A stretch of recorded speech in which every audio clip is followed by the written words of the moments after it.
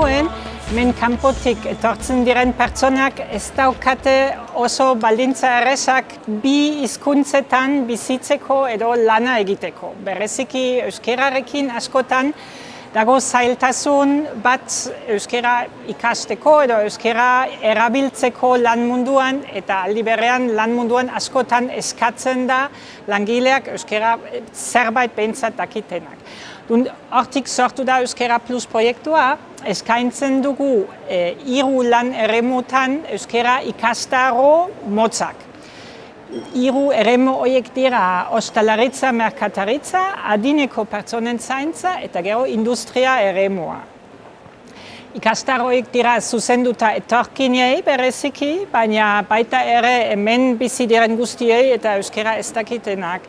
Gure metodologia da nahiko berritzaile, zen lan egiten dugu benetako testu ingurutan, esateko elkarte batean, adibidez, nun dago sukalde bat, platera, kafe makinak eta bar, eta hizkuntza ikasten da zerbait egiten duzun bitartean.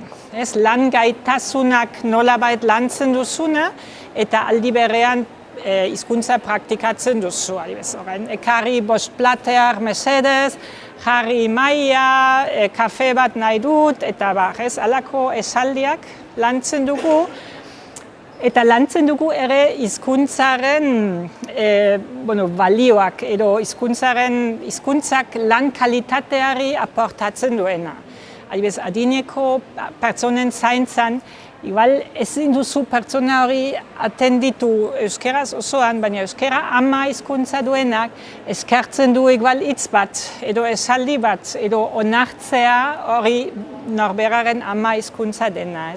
Hori pixkat kontzientzia hori lantzeko eta aldi berean bezeroen kasuan ere eskertzen da, zure hizkuntzan atendituta izatea, filosofia horrekin, eskaintzen ditugu ikastaroak lan kalitate hobetzen direnak eta pertsona askoen lan aukerak hobetzen dutenak lan merkatuan.